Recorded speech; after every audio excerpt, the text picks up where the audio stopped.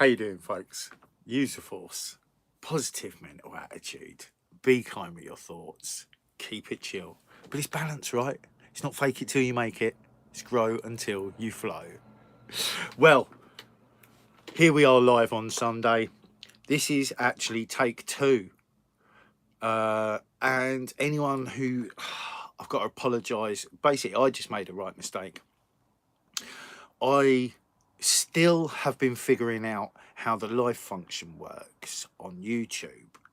And when I do a live video, the live feed is up. And once I finish it, the live feed stays up. And on my end of it, I've got a little uploading thing. Now, I deleted one of these uploading things because it was sat there and it was telling me it was waiting to upload an HD thing. And the video had already gone live. I deleted it, risking it. And the video I'd done stayed. So I was like, all right, so that was a separate HD thing. And I think that's what it was. But I just did an entire live. It's 45 minutes. And I was watching it back because I can't, when I normally make a video, I'll make it, I'll watch it back, and then I'll upload it. Obviously, I can't choose whether I do or don't upload it. 99% of the time, even if I've said something I'm not necessarily happy with, I'll upload it anyway. But, you know, there's been times where, like last Friday, I just wasn't really feeling my mood. And so or it was Monday, so I didn't upload the video I made because it became even more apparent to me, my mood, when I was watching myself. I was like, no, I need to take a bit of time, you know, levels of my own awareness, you know, this is why I don't preach no Masterville, right? So anyway, but what I'm really disappointed is I thought I had an HD version of the live video I did yesterday at the fucking Kill the Bill March in Brighton. And I deleted that thinking that it was an HD copy waiting to upload, and it wasn't. And I just deleted the video I did of the march. I'm gutted. Gutted. The whole reason of me going and doing that is to show other people. But over 230 people saw it, so it reached 230 people, so that's a potential, you know, maybe say 200 people that might show up at the next place. So it's not a loss, is it? You know, it's the old, there's an old tale. I'm just gonna try and tell you this, and I might make a hash of it, but we'll have a go. There's this old story of a farmer and his son. The son's out playing. This is set many years back, right? The son's out running through the wilderness, playing in the woods. You know, he's about 15, right? He comes across these horses. And he rides them back and he brings them back to his dad. He's like, look what I found. And they've all, you know, they've come back. We can use these, right? Isn't this great? And his dad's like, maybe. And all the villagers like, oh, wow, like, you know, you say, isn't that really great that your son's found all them horses? And isn't that going to help you? He's like, maybe. And so the next day,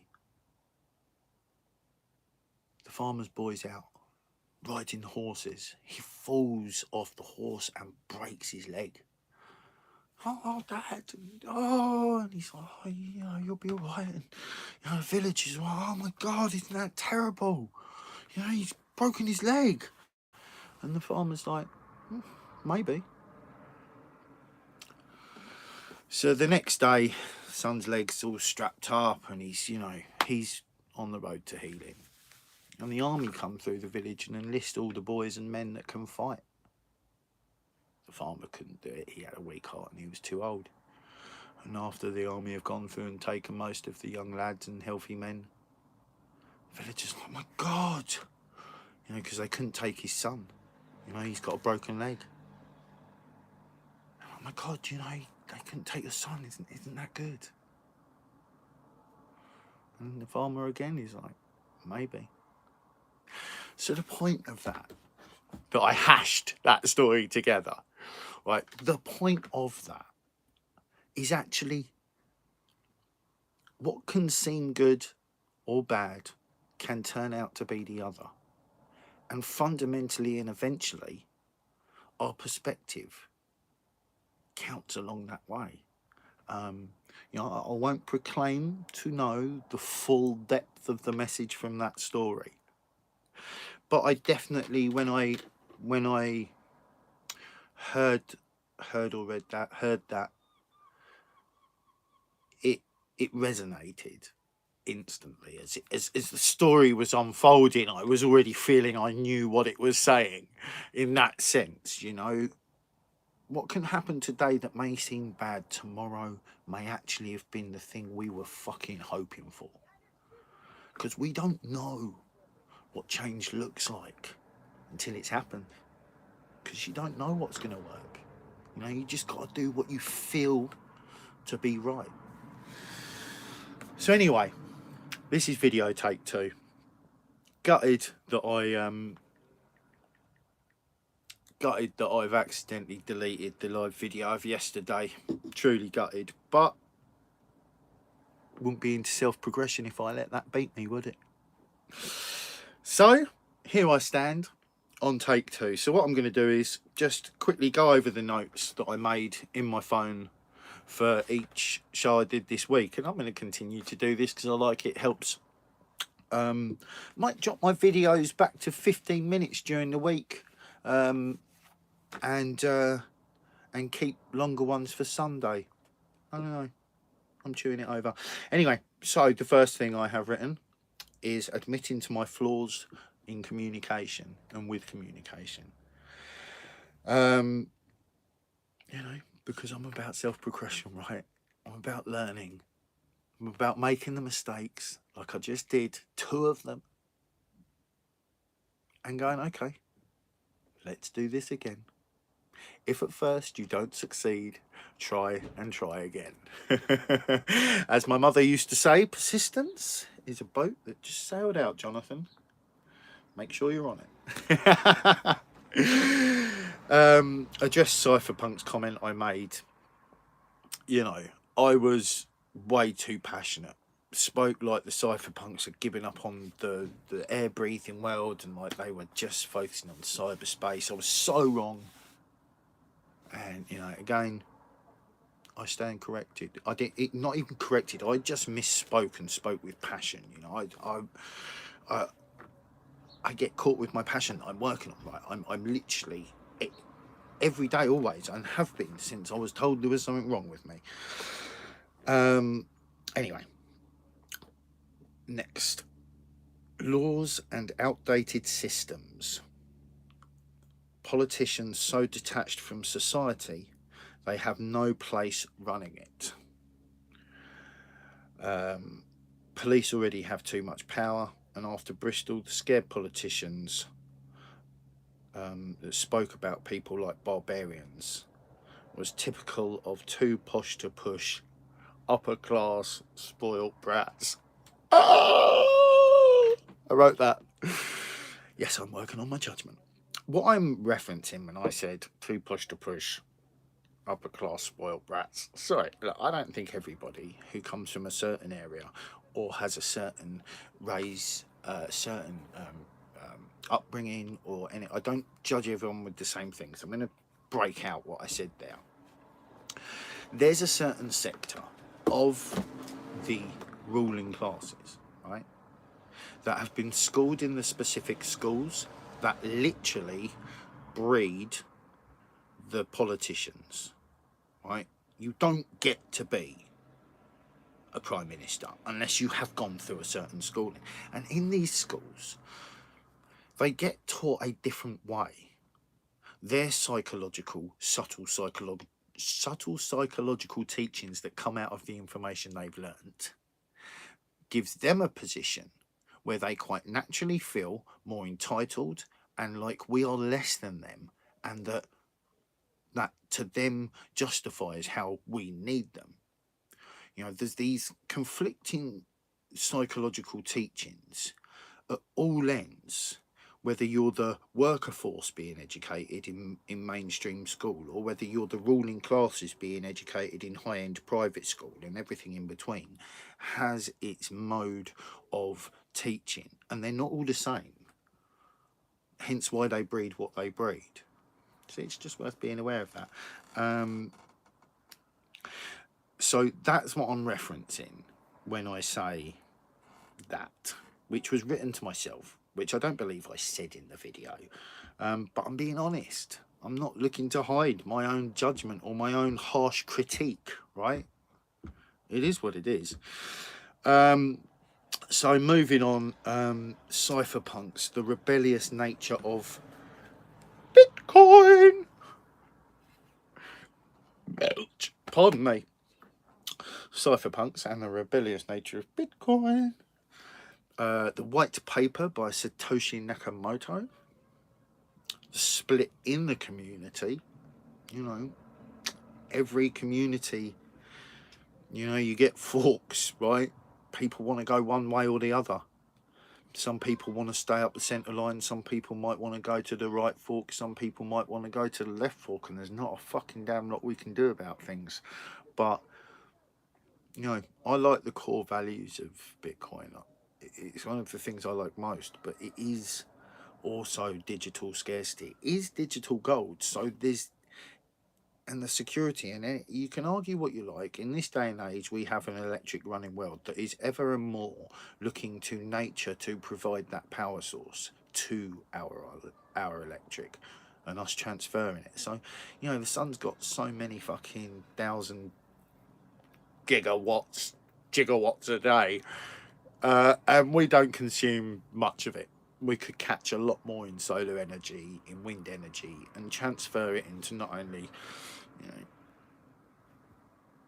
energy, but at the moment Bitcoin, until that races up and all 21 million have been done. But I remember hearing something that it's actually only going to be something like 16.5 million in circulation, with the ones that have been lost and destroyed. So, you know, you got to be careful when you're dealing with this shit. It ain't a joke.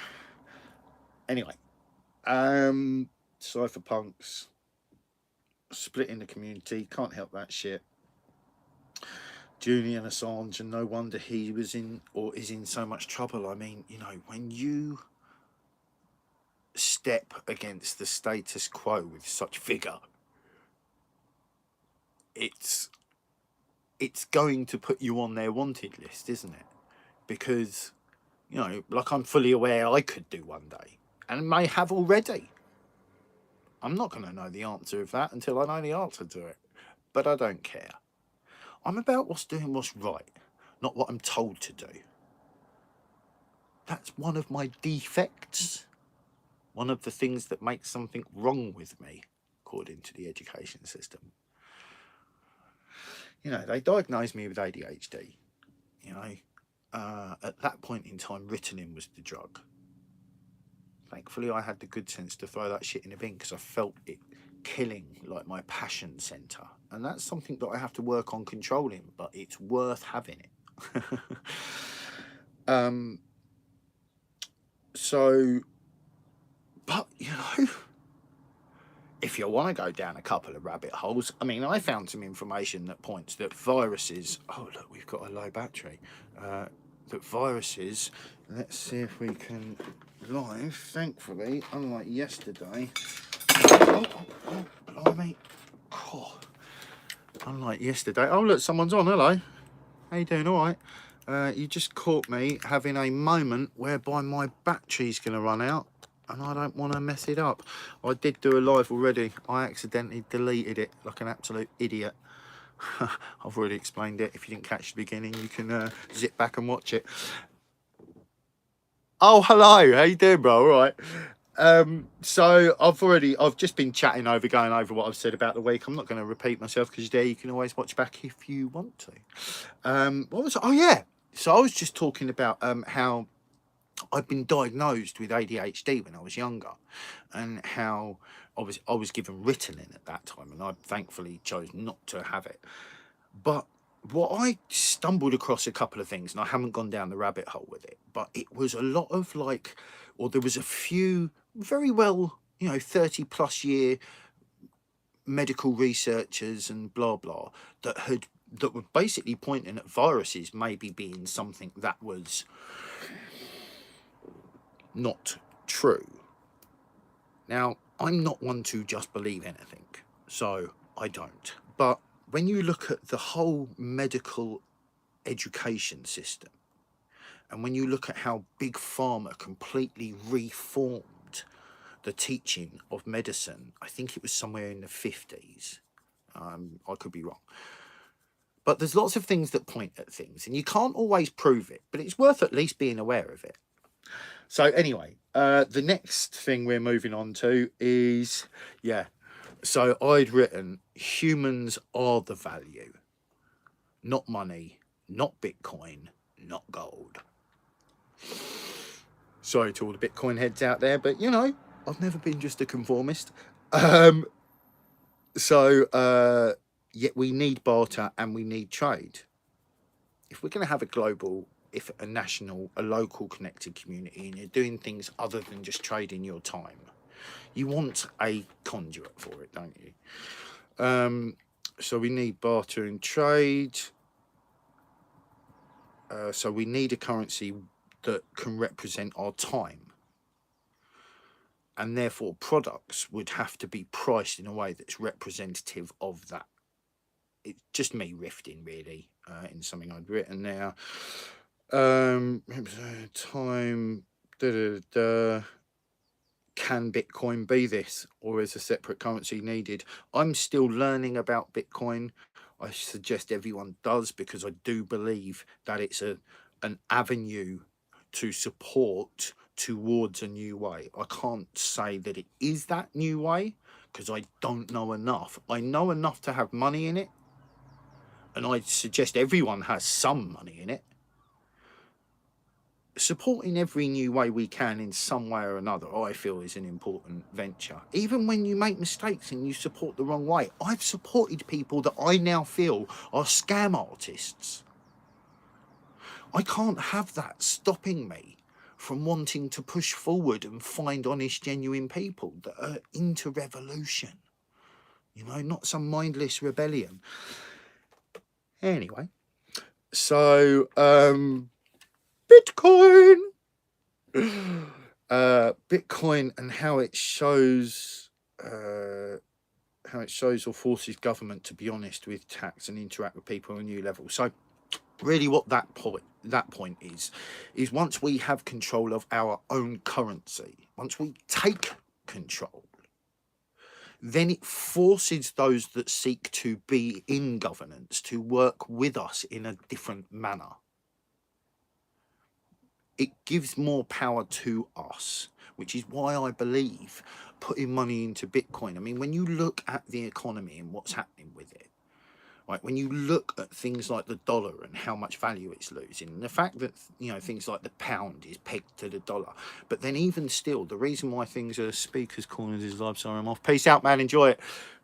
So the reason that, so Bitcoin, that just slightly put me off. Let me reread that Bitcoin. Oh yeah, it forces people to totally lost my flow, you motherfucker. What was I saying? Bitcoin forcing the government to treat us differently. Oh, who knows? That's one of them. Lost to the ether. I don't give a shit. I'm moving on. Yet we are taught change. Oh yeah. Oh yeah.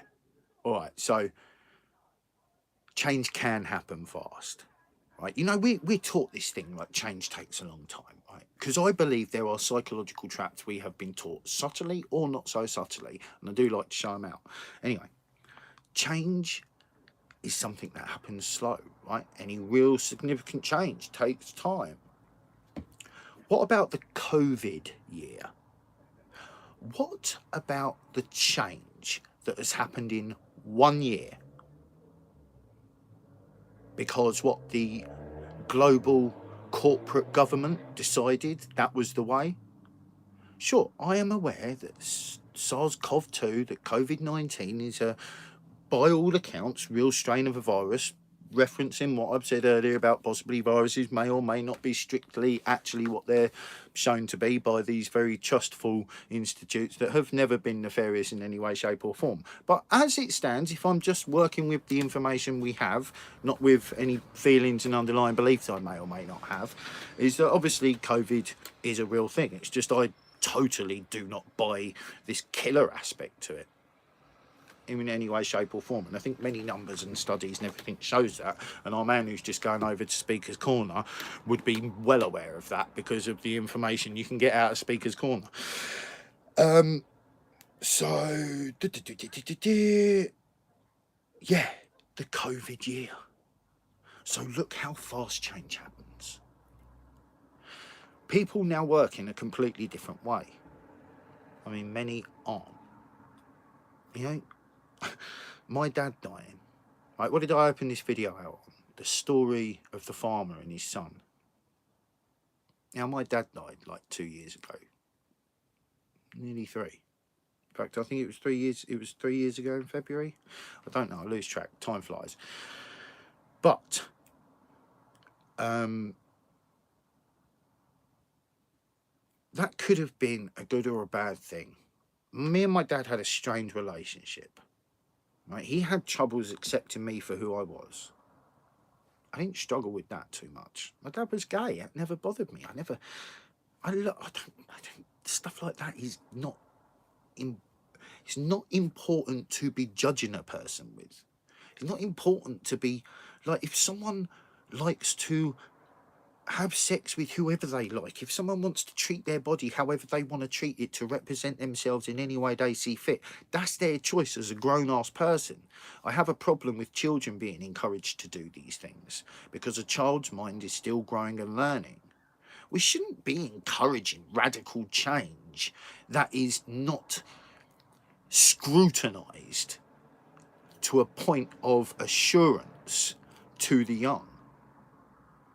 Like, children should be open to experience and explore, not suggested that they need to experience and explore that. Because then that's a suggestion and a push in a direction. Children should openly just be left to do that, aside from any reading and learning teachings that they need to get. Right? Jeez. Anyway, humans are the value. So look at the change that can happen in a year. We need to be aware of that because then we know what we can achieve in a year. Because if they can achieve that with their means, we can achieve 20-fold that, half trying. So, you know, a lot of Julian Assange watching this week, really interesting videos. The links will be in the description. I'll get that done as soon as this is posted. So I believe I was wrong about leaders in a sense. Absolute power corrupts, so we must have a part and part power system, like a Bitcoin key. 2 parts to the power of 1.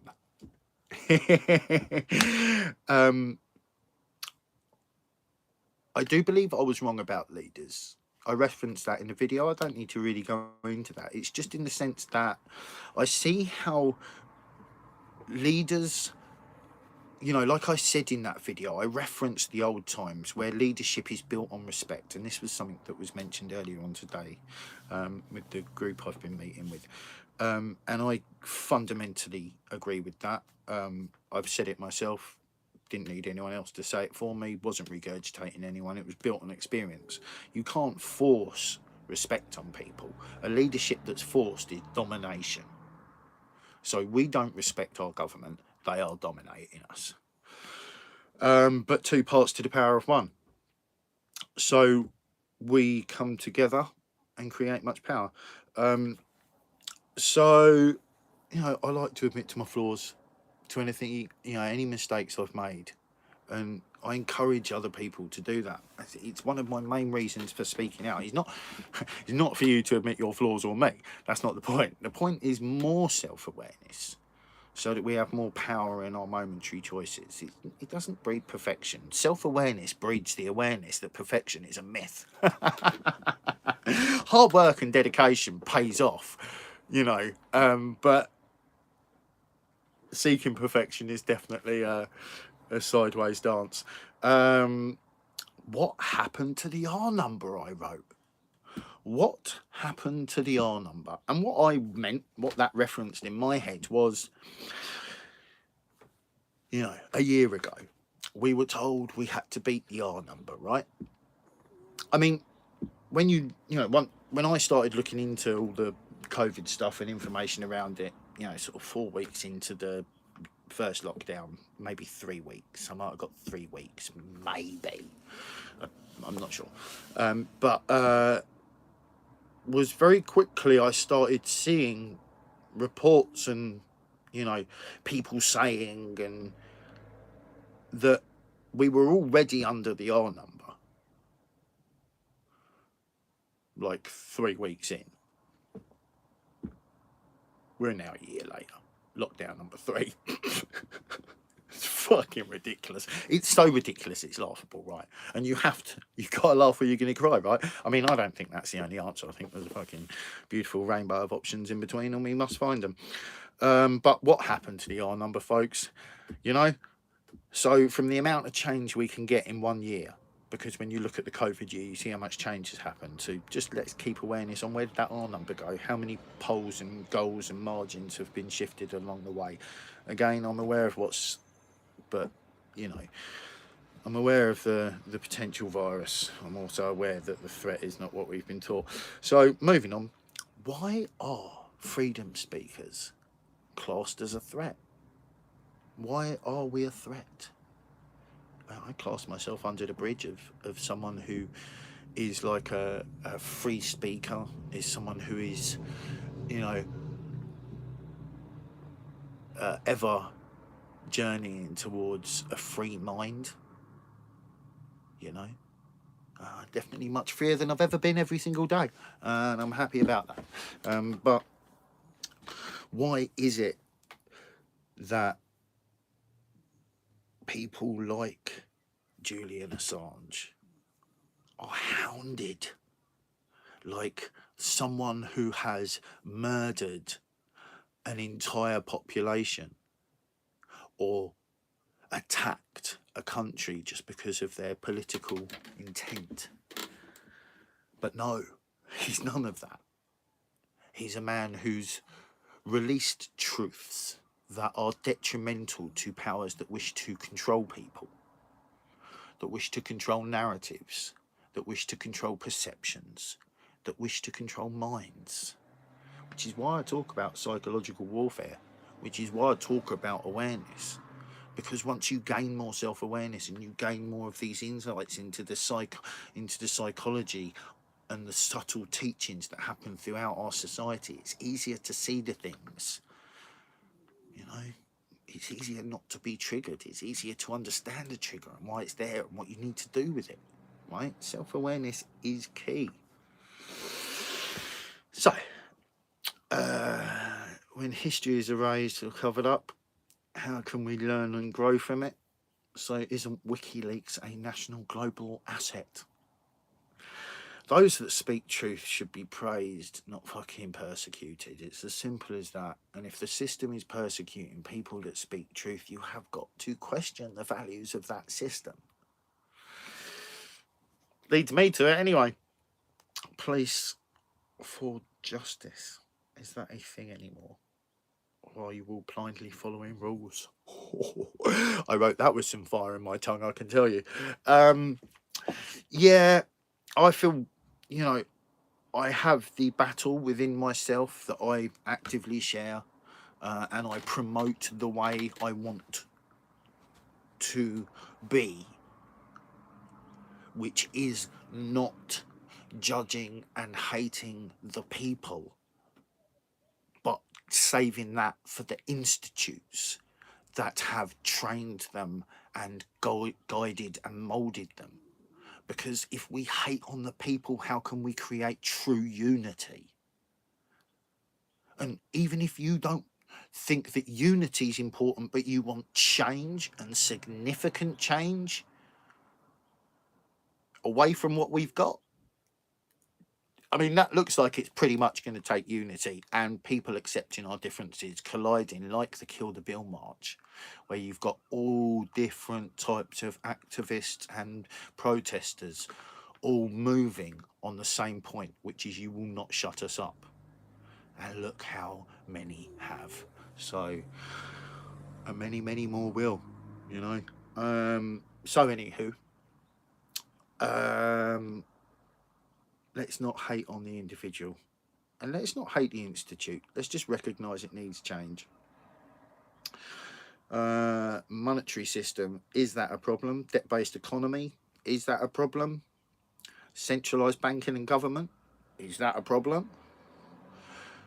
I fucking hope someone watches this and says, yes, John, that is a problem.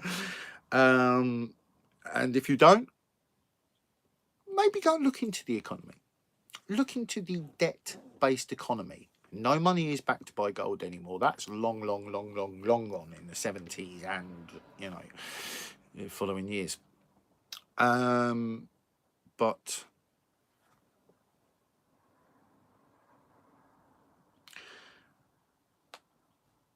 go and look at the economy. Go and look into the economy and the debt-based system and how the dollar is rapidly losing its power and how the pound is pegged to that, euro's pegged to that. You know, the money printer go brrr, brrr. If the banks and the government have the power to print money, which they gained a long time ago and have been printing money ever since, the printing of money devalues the money they're printing. They haven't counterbalanced that. So not only are we in a ton of debt, but it's all on a money that's based with nothingness. So, you know, we should probably look at that. What is the common problem getting in the way of progression? The systems we live in, people's mindset. Have we been guided into a lazy mindset? Oh, have we? I think so. When you give up your free choice and you hand it to other people, you're allowing less thinking, less having to do. It breeds a slightly lazier mind. I'm not saying, you know, you have. You know, maybe you have. I don't know. That's for you to discover, not me. Recycling isn't being recycled on the whole. What is the government doing with it? What's time up on this? All right. Yeah, I've been watching some Extinction Rebellion stuff. Very interesting. You know, someone has been grilling me on what I think of that. What I think of Extinction Rebellion. You know, the environment. How, you know, I don't have a solid view on that. Through everything I've seen, you can't make a definitive decision as to whether we have actually definitely created the global change or whether we have just inputted to it somehow or whether we haven't at all. There's a lot of actual scientific data. Right? I believe I did go and put the Randall Carlson link in for his podcast, right? So you should check him out. And I also put a link to, I think it was the first podcast he did with Joe Rogan. And Randall Carlson, for me, the best way to consume him is him talking to Joe Rogan. Or maybe like not Joe Rogan, but one other person. But, you know, there's value to be gained everywhere from everything, and the Cosmographia podcast has got tons of value in it. I don't want to downspeak it. It's just my view was and is what it is. It's just, you know, but you know, there's a group of them putting in content and it's brilliant, and you know it works. So you should go watch that, support that, learn a little bit. It's great. So we've really got to address the common central problem. Right, the common central problem that gets in the way of any activist, that gets in the way of any protester, is corporate, government. Unfortunately, I could have said that with more conviction. But it's what I see. I see the common problem that everybody faces, that this kill the bill protests are addressing, is actually we all face the same problem. The same problem's government. And unless we do the hard work to make change, eat, sleep, work, repeat.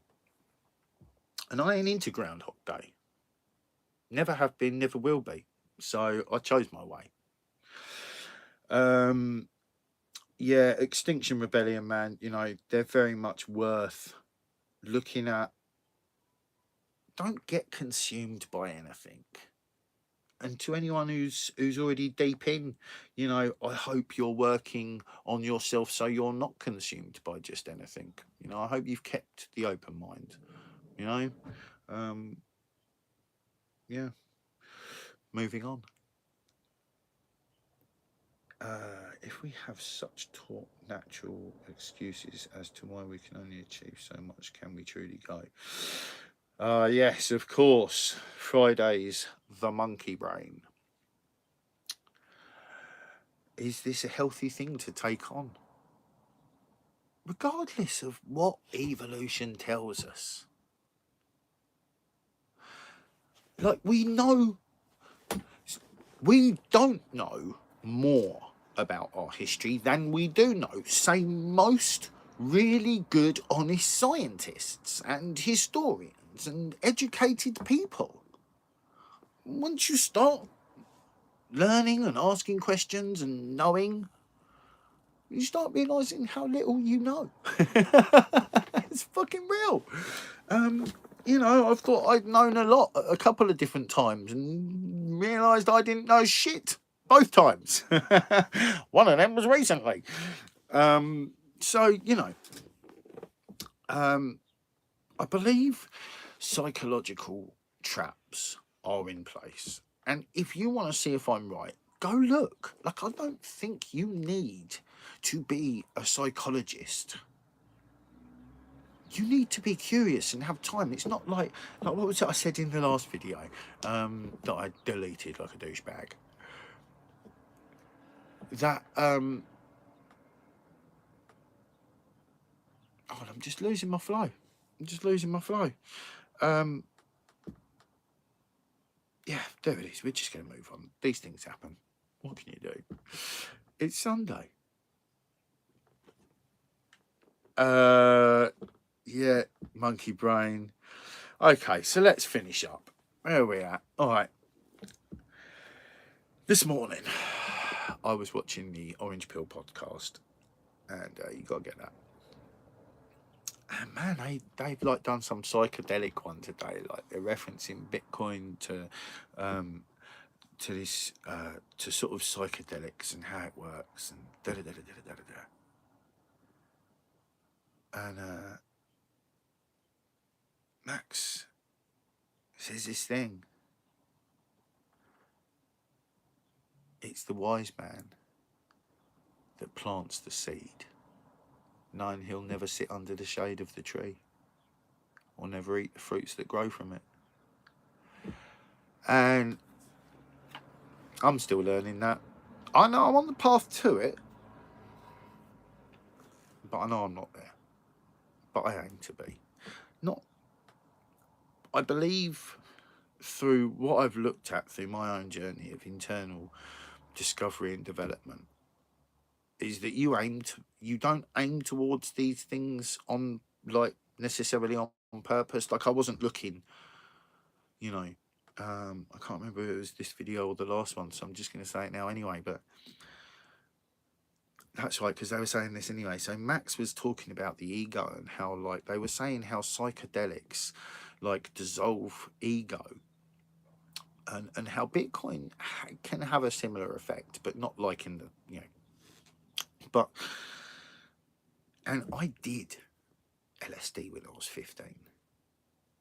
Now at 15, I got diagnosed with the ADHD, told that I had this chemical imbalance and there was something naturally wrong with me. that could be totally wrong.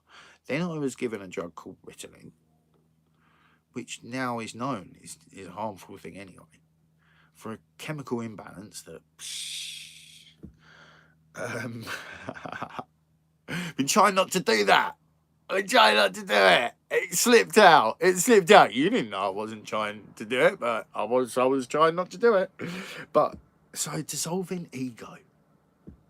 Now, I'm not saying I don't have an ego. I've got an ego. I like it. You know, it helps me. If you're choosing, anything you have is it can be healthy or detrimental if you're choosing. But if you're not choosing, it's like Russian roulette. Oh, what's going to come? So the power of our choice. Now, so I did LSD when I was 15. And I'm telling you, I fucking know that affected me. You know, because in that same year, 15 to 16 was nuts. It was that ADHD year. It was self-discovery. It was LSD. You know, and then it was the years preceding. I proceeded to shut back down. Somewhere after maybe like 17, I think somewhere around 17 I started like shutting down on the self-development stuff a bit for a few years. But anyway, that's all logged and dated in my FaceCloud 9 shit, which some of that makes me cringe, but nonetheless I put it out for you to see so that I don't hide anything. So yeah, man, all the links will be in the description. The wise man plants the seed knowing that he or she won't sit under the shade of that tree. Let's think about that. Use the force. Positive mental attitude. Be kind with your thoughts to yourselves like you would for others. Keep loving your hearts for yourselves like you would for others. And let's get it. Good luck, John. Awareness course. Peace in.